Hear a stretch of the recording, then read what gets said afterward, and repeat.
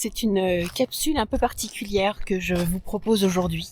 Pendant 2 ans, j'ai fait des analyses, des tests, des constats en lien avec les phénomènes inexpliqués que je rencontre en urbex. Même quand on croit qu'il s'est rien passé dans un spot, vous avez amené votre énergie, vous avez changé les égrégores du lieu, vous avez modifié la mémoire du spot. Avec le temps, j'ai appris qu'ils n'aiment pas le bruit, qu'ils fonctionnent par télépathie. Ils peuvent créer un son ou une voix avec l'empreinte de votre propre voix ou bien avec vos propres déplacements. Quand j'arrive dans un lieu, je n'exige rien, j'invite à une connexion et c'est ça qui fait toute la différence. Quand on parle de l'au-delà, on parle souvent de fantômes à qui on donne des ordres, des présences à qui on demande de frapper dans des murs. On imagine un monde effrayant que l'on explore dans la nuit. Moi, je pense que la réalité, c'est l'antipode. L'invisible, il se manifeste quand il veut. Il est discret, fin, subtil. Les manifestations sont chuchotées. Elles créent le doute. Je pense qu'il y a une logique qui se reproduit. C'est comme un puzzle qu'on vous laisse et c'est à vous de rassembler les pièces à chaque fois. L'au-delà, c'est spirituel. Il ne faut pas penser avec notre mental. Je pense que le corps, c'est un sonar et il faut s'en servir comme un guide. Il faut apprendre à travailler sa conscience en réveillant ses intuitions, nos intentions et nos 5 sens. Des messages, j'en ai eu beaucoup, par les synchronicités, jusqu'à parfois douter du hasard. Chacun a une fréquence vibratoire particulière. On peut être 2 dans un lieu et ne pas ressentir les mêmes choses, parce que il y a des entités qui sont propres à votre fréquence à vous. La fréquence vibratoire, elle est liée à l'état dans lequel vous êtes au moment où vous enquêtez. Si jamais vous êtes perturbé par des soucis du quotidien, vous êtes malade, vous êtes dans la difficulté, les énergies seront beaucoup plus basses. Et je pense que quand on part sur des lieux, il faut vraiment être en mesure d'être dans une constante. Et puis surtout, il faut jamais insister lourdement. Quand l'ambiance change, quand tout se fait pesant et que la peur vous prend, il faut partir. J'ai donc lancé ma chaîne en 2024. J'ai pris le temps d'analyser, de faire des recherches, de faire des rencontres qui m'ont servi à me donner un boost sur mon éveil spirituel. J'ai appris énormément. Donc en 2026, j'ai décidé de passer à l'action et de vous montrer un peu plus les analyses que je fais, les constats. Je suis dans une quête de sens et c'est ce que je vous partage aujourd'hui.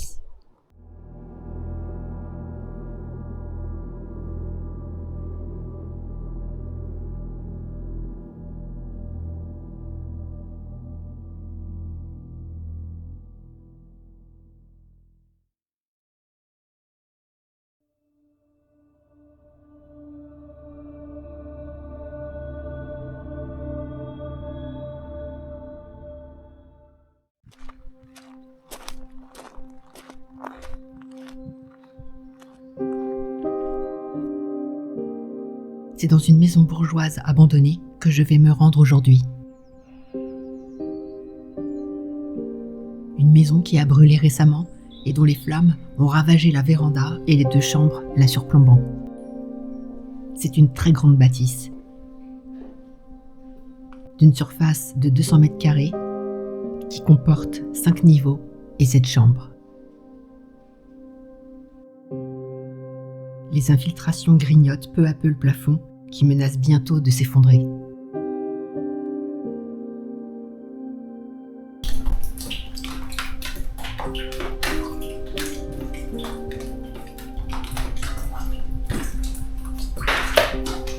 C'est un magnifique endroit, on s'y sent bien. J'aime ce sentiment d'être seul au monde, seul avec une histoire et un vécu. La visite dans le silence permet de repérer l'ambiance, les bruits du lieu qui pourraient parasiter mes expériences. Une visite que je fais dans le respect, un hommage comme lorsqu'on visite un lieu sacré. À ce moment précis, je n'interpelle pas, je formule intérieurement le souhait d'une connexion, j'invite à me rejoindre sans jamais exiger. Dans une bâtisse, ce ne sont pas nécessairement les entités attachées au lieu qui sont présentes. Il y a aussi des âmes de passage, des énergies différentes où parfois il n'y a absolument rien. Les expériences que je vous propose se feront dans le silence, sans le bruit d'une machine. Je vais évoquer les EMI et je ferai une expérience par la bibliomancie. Le but, c'est une invitation à me rejoindre dans la douceur.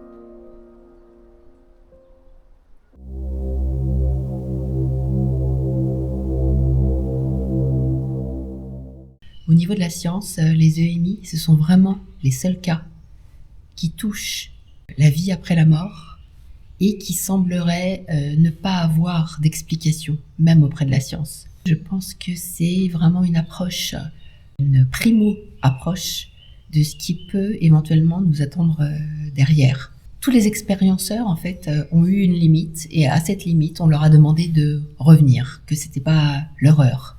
Mais il semblerait qu'on ait le choix de pouvoir continuer le chemin ou de revenir vers son corps. Pour la plupart, donnent exactement les mêmes conditions, la même expérience, les mêmes sensations, le même ressenti. Et d'après tous les témoignages d'EMI et les rapports médicaux, il semblerait que ce ne soit pas une hallucination du cerveau.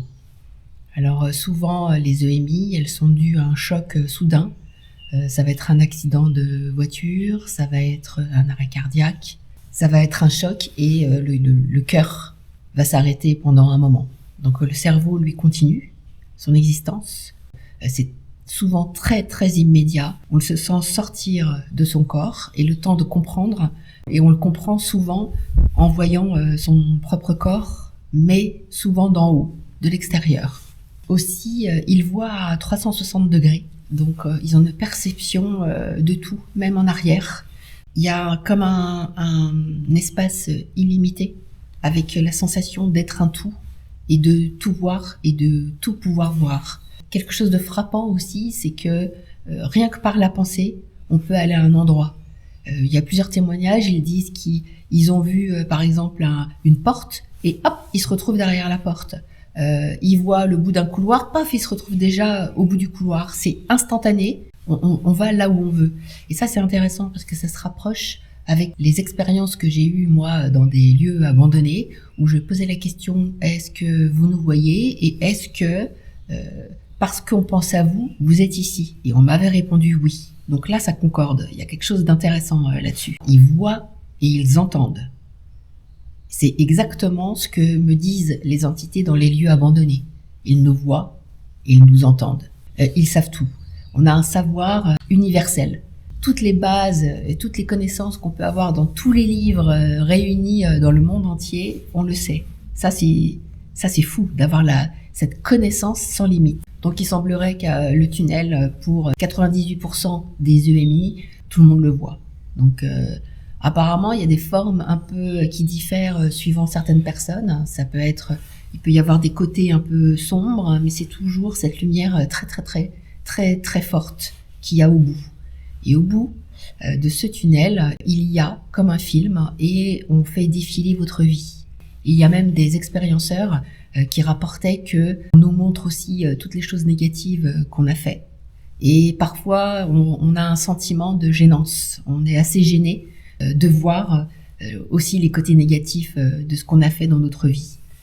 J'ignore la raison pour laquelle on nous transmet notre vie. Ça veut dire que déjà, on est suivi de l'autre côté. C'est un peu comme si on nous obligeait à faire un bilan sur nous-mêmes. Et souvent, la question qui se pose, c'est qu'est-ce que tu as donné pour les autres? Qu'est-ce que tu as fait, toi, de bien? Quel amour tu as donné pour toi, pour les autres? Tous les expérienceurs ressentent un amour immense, mais vraiment dans un bien-être absolument total, à tel point que la plupart auraient bien voulu rester là-bas. Et d'ailleurs, ils disent « je me sentais comme chez moi ». Je suis chez moi.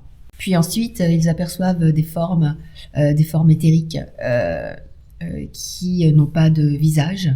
Et pour autant, certains reconnaissent des membres de leur famille. Donc, même sans voir le visage, ils savent que c'est un membre de leur famille.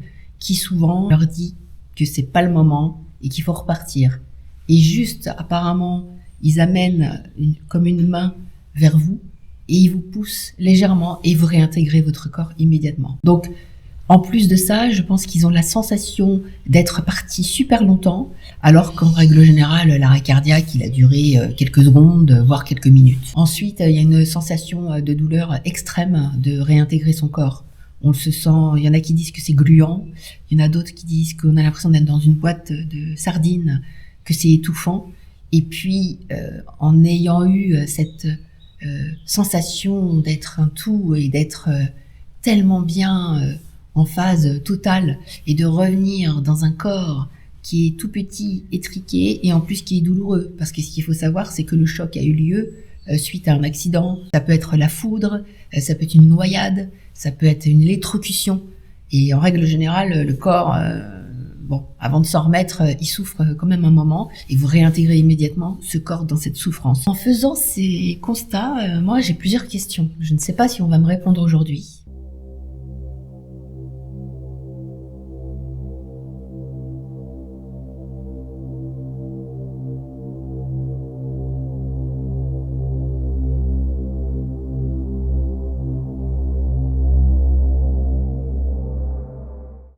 Pourquoi on laisse aux expérienceurs le droit de venir témoigner auprès de nous de tout ça? Ça veut dire qu'il y a quand même une volonté de retransmettre cette information. La conscience est à part entière. La conscience, l'âme, pour certains, font le choix de venir se réincarner pour pouvoir s'améliorer encore et encore. Qu'est-ce qui se passe après? Est-ce qu'il y a des missions? Est-ce qu'on a des grades? Ça, c'est très intéressant de savoir quel est l'intérêt pour eux de venir nous expliquer quelque chose qu'on aurait oublié. Il semblerait que quand l'âme fait le choix de s'incarner dans un corps humain, il oublie tout.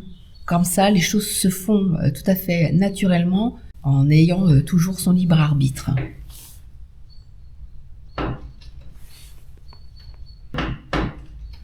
Oh. J'ai eu peur. Oh zut, il est parti. Il y a un oiseau à l'instant qui est venu taper à la fenêtre là-haut. Ah, je sais pas si vous le voyez. Il est venu taper au carreau. Pendant que je parlais. C'est fou ça. Il m'a fait peur. Et donc, alors, je pourrais prendre ça comme un signe, et je trouve ça dingue. Je trouve ça beau, je trouve ça beau. Juste au moment où je parle de ça. En ayant toujours son libre arbitre.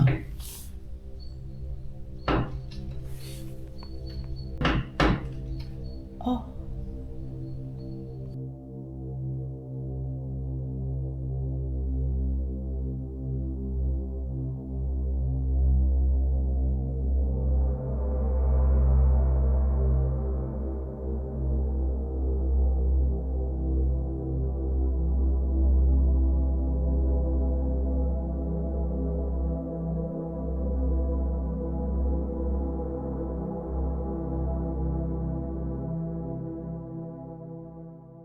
Qu'est-ce qui compte dans notre vie humaine? Pourquoi l'amour est au centre de tout? Pourquoi c'est l'amour qui est si important? Ça pourrait être autre chose. Je ne sais pas quoi, mais ça pourrait être autre chose. Et il semble que tous les expérienceurs reviennent avec ce sentiment d'un amour sans condition. Il semble également que nous sommes tous liés, nous formons qu'un. Ici sur cette terre, il va y avoir la guerre, il va y avoir des gens qui se détestent, d'autres qui s'aiment, d'autres qui se haïssent. Mais pour autant, on est tous liés les uns aux autres. On fait comme une grosse boule d'énergie commune. Donc ça, c'est difficile à croire quand on voit tout le chaos qu'il y a ici, autour de nous. Ce qui est intéressant aussi, c'est de savoir pourquoi on nous dit ce mot « ce n'est pas ton heure ».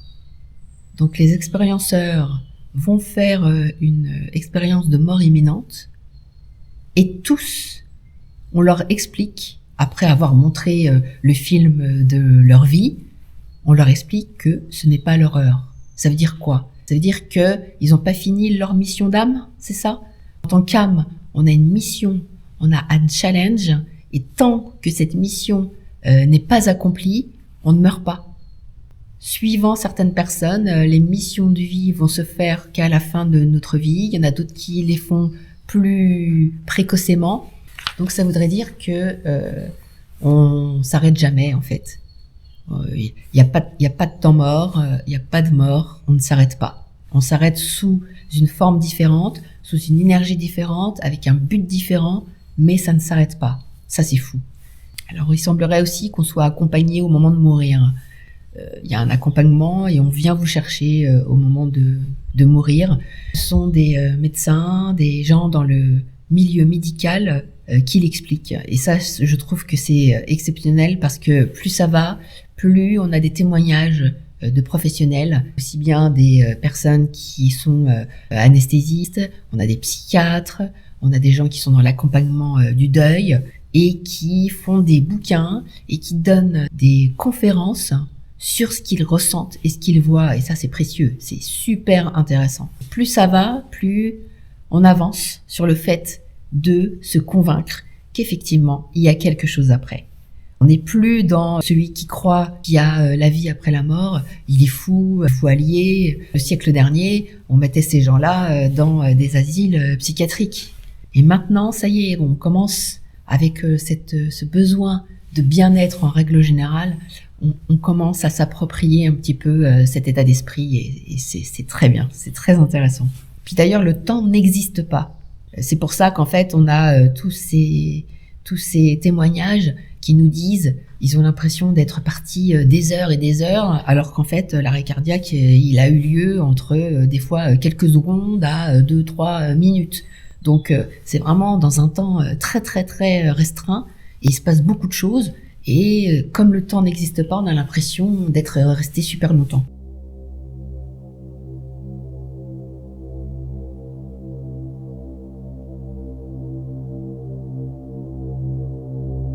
Je vais faire une expérience. J'ai amené 2 livres que j'ai pris au hasard dans ma bibliothèque. Le but, c'est de poser les 2 livres, de fermer les yeux, d'en choisir un. Donc, je les mélangerai, je les poserai devant moi.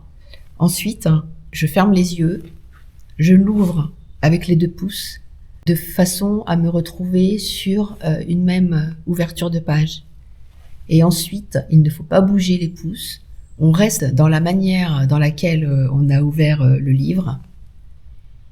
Et à la question qu'on a posée, il faut voir si la réponse sous les pouces est cohérente. Si vous trouvez pas trop de cohérence en dessous du pouce, dans ce cas-là, il faut essayer de voir un peu ce que la page explique. Et souvent, ça peut être super intéressant.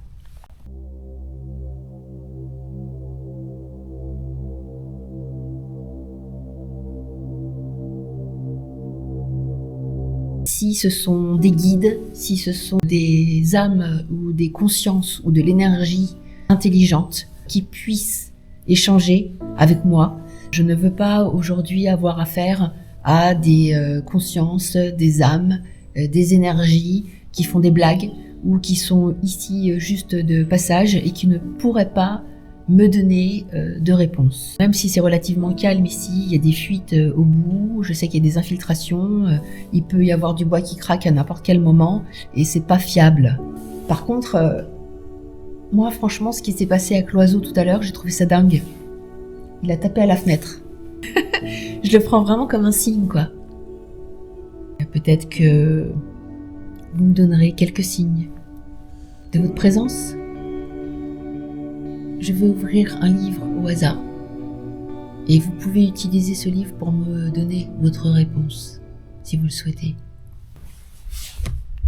Donc, je mélange mes livres, je les pose, voilà, et je vais en choisir un.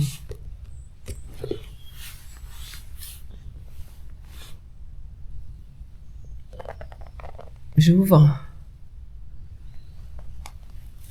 Et donc j'ai demandé que faut-il faire pour être meilleur, pour atteindre une grande sagesse.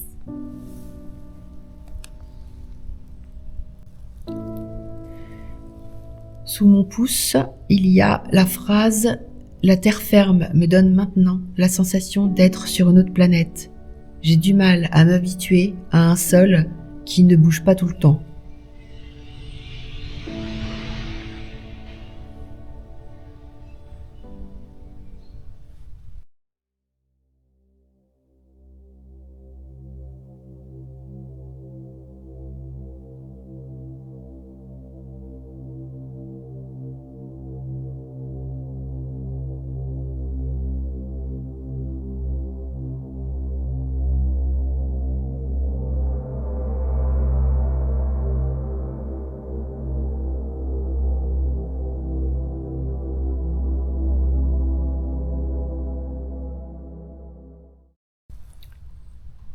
Tiens d'ailleurs, je vais peut-être poser la question pour le petit oiseau de tout à l'heure. Je vais prendre le livre et est-ce que l'oiseau qui a tapé dans la fenêtre à côté de moi tout à l'heure, c'est un signe de votre part?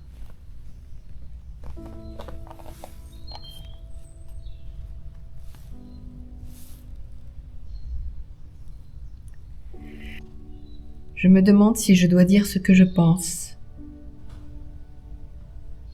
Elle paraît déconcertée, c'est un rituel d'approche des esprits. Est-ce que c'est ça la réponse? C'est un rituel d'approche des esprits? Mon cerveau a travaillé plus que mon corps. Je ne sais pas si c'est une réponse. En tout cas, c'est beau. Qu'est-ce qu'il faut qu'on fasse ici pour faire bien? Je vais prendre dans le livre une page au hasard.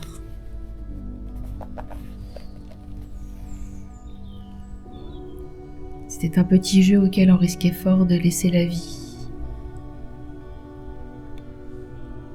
Il s'assit près du feu, s'enveloppa dans son manteau de laine grasse, posa son épée en travers de ses cuisses et se mit à l'écoute des bruits de la forêt. Il ne savait que penser de cette histoire d'armure maléfique, mais il n'était pas savant en ce genre de choses. Ne sachant ni lire ni écrire, il appartenait déjà au temps ancien, il en avait conscience. Les fossoyeurs semblaient moins confiants que lui en la divine providence, mais ils n'osèrent protester. La charrette s'éloigna enfin, et mon péril se retrouva seul au milieu de la clairière que l'averse criblait de ses flèches liquides. La hutte de branchage n'offrait qu'un abri précaire. Il s'en contenterait jusqu'au matin. Le plus important était d'allumer un feu pour éloigner les loups en morade, car la pluie n'avait jamais empêché ces redoutables fauves de se mettre en quête d'un gibier. Retranché dans sa cabane de forestier, il dressa un lit de cailloux. Il déposa. En fait, ça veut dire quoi? Ça veut dire que il faut être seul. Il n'y a que nous-mêmes qui puissions savoir ce qu'on doit faire. Là, on est dans une page où en fait, il se débrouille, il est seul. Il faut qu'il trouve un moyen de se réchauffer, d'éviter de se faire bouffer par les loups dans la forêt. Et il faut qu'il se débrouille, quoi. Donc en fait, c'est ça le but. Il faut se débrouiller. On se débrouille. Je crois que c'est hyper cohérent avec tout ce que je sais jusque maintenant. On n'a pas à savoir. Il faut juste le but c'est de se débrouiller tout seul et d'avancer au mieux et de faire le mieux qu'on peut. C'est incroyable, je trouve. Je trouve que c'est intéressant. C'est très très intéressant.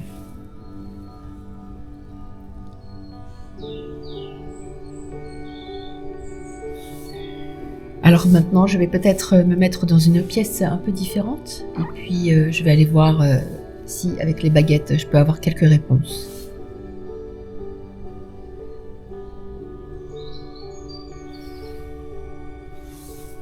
Alors allons-y.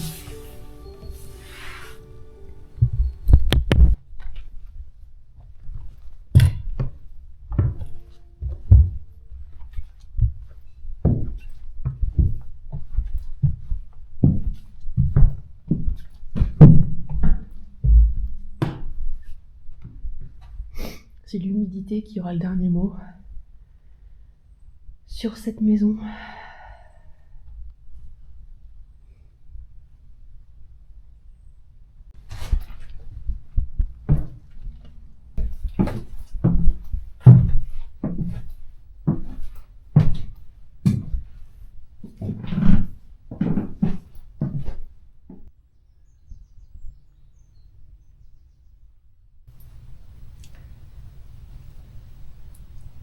Rebonjour, j'étais en bas tout à l'heure et voilà, je viens compléter mes questions avec une séance de baguette, si vous le souhaitez.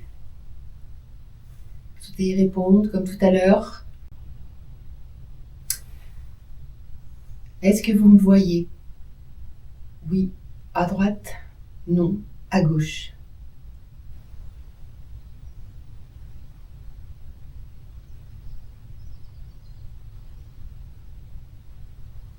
Oui. Est-ce que vous trouvez judicieux que je creuse le lien entre les EMI et la vie après la mort?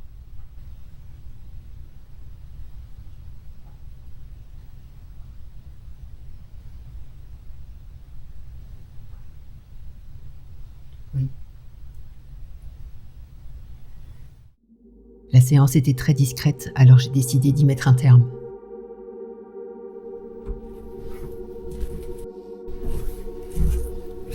Ici, j'ai une petite boîte qui s'allume. Quand vous appuyez dessus, c'est tout léger.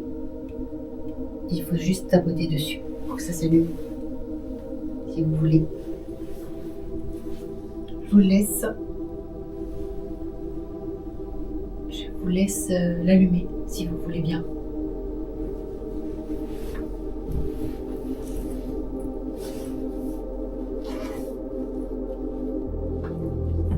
Ensuite, j'ai fait des photos un peu partout à l'étage, en laissant la caméra.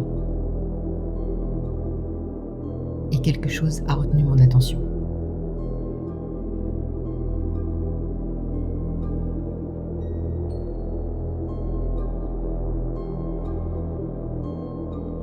Un rayon de soleil se place devant ma lampe et disparaît immédiatement au moment où je le récupère.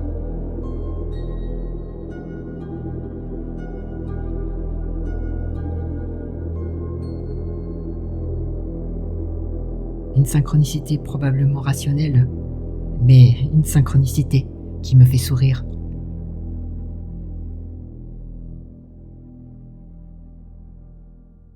Je suis prête à partir et j'ai des frissons. J'ai fait quelques photos ici dans les miroirs et je suis restée un moment en bas. En bas, c'est vraiment une pièce qui m'inspirait beaucoup. J'aime beaucoup essayer ce genre de choses. J'aime beaucoup cet endroit. Ça a été un plaisir de revenir. J'ai passé un peu de temps, il fait beau cette fois, il pleuvait tout à l'heure quand je suis arrivée. Il y a les choses qui commencent à se décoller tout doucement, vous voyez.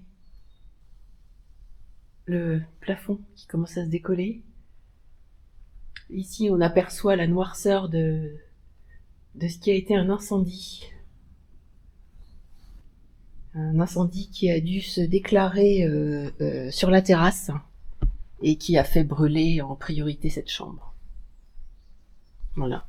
Cette chambre, elle est complètement brûlée.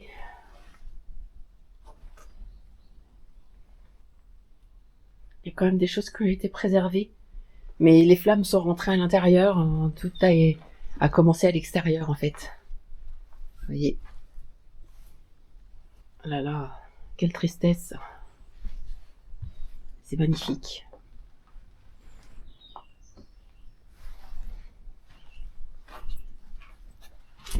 Je vais faire quelques photos ici, dans cette salle de bain.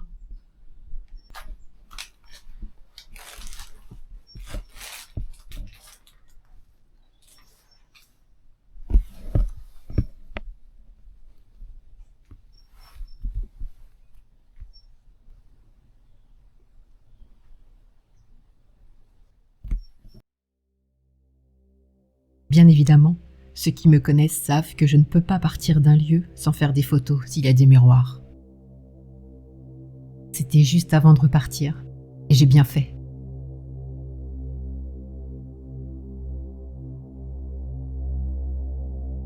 Il y a le visage d'un homme qui me regarde. Il porte une moustache et il a une coupe de cheveux des années, je dirais, 80. C'est au moment de partir et je le prends comme un cadeau.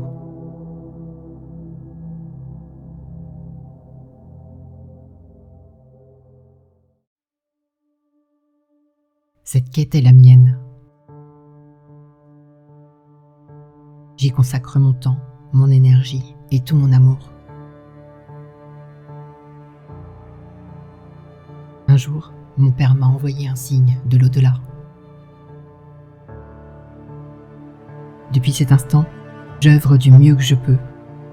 Je cherche à toucher ce voile qui nous sépare et à en démêler quelques fragments, humblement.